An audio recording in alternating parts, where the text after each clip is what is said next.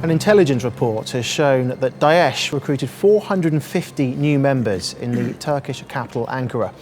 Now, for more on this, I'm joined by Galip Dalay here in the studio. He's a research director at the Al Sharq Forum. Thank you very much for your time. Good to see you. So 450 recruits from Ankara then. How concerning and how worrying are those figures for Ankara, do you think? Well, it is worrying, it is concerning. In the end, the cancer of Daesh is spreading around the region, but nevertheless, it's also taking significant setbacks in the recent years. So we can read this report in two ways. One of them, it is worrisome because it shows a significant number of the people that in one way or another had joined the Daesh, because when we talk about Daesh, we only focus on an organization just fighting, but this is a massive organization. It has an administrative branch, it is a quasi-state, etc., etc. So the 100 out of these 450 is believed to have been to Raqqa to get the military training.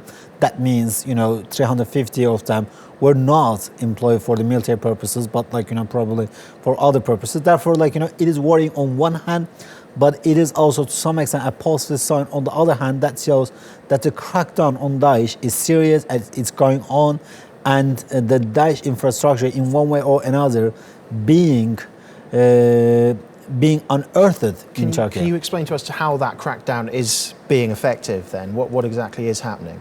Well, we don't know exactly the details, but nevertheless, the fact that right now the intelligence has the details about 450 people, a specific number, and they know which of them has received the military training, which of them hasn't received it. That shows that actually the security services, law enforcement, does have a significant information about this Daesh, that the people that has joined the Daesh.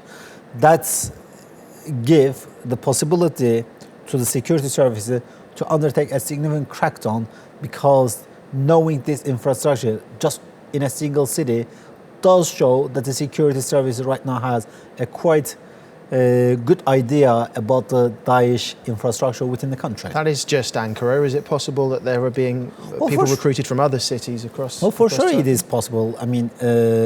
Turkey is neighboring two civil war, one in Syria, the other in Iraq. With both of them has significant, actually with Syria has its longest land border. So therefore it is possible, and we know that there is. The previous reporting from intelligence and the law enforcement did reveal that there are there are also Daesh sympathizer or members in other cities. It's not just in Turkey. You have a significant number of people joining Daesh from Germany, from Brussels, from Belgium, from France, from Britain. So it is a cancer that is spreading in many places. But nevertheless, the good news is that in 2015, Daesh has lost 14% of its territory. And I think if the political track on Syria or Iraq can be put in place, because in the end, the fight against Daesh needs to have an ideological dimension, and that can only come with presenting a new political narrative. So if the political track does make progress, then I'm quite optimistic that we can have a better fight against the Daesh. But nevertheless, it's going to be a long war and there is no quick fix. Daesh targeted Turkey twice in 2015. We saw those attacks. How real is the threat of further attacks in the coming months? What are the authorities saying about that? Well, irrespective of what the authority is saying, it is real.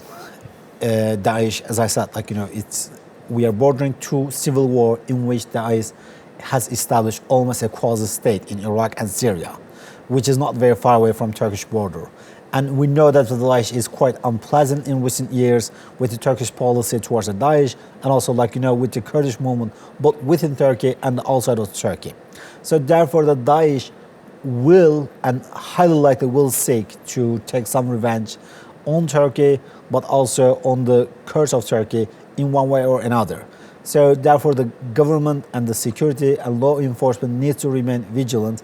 And again, no one can be sure of the Daesh threat unless the dust of the Syrian crisis and the Iraqi crisis settles. Okay, Galip Dalay, thank you very much for your time as always. Much appreciated. Thank you.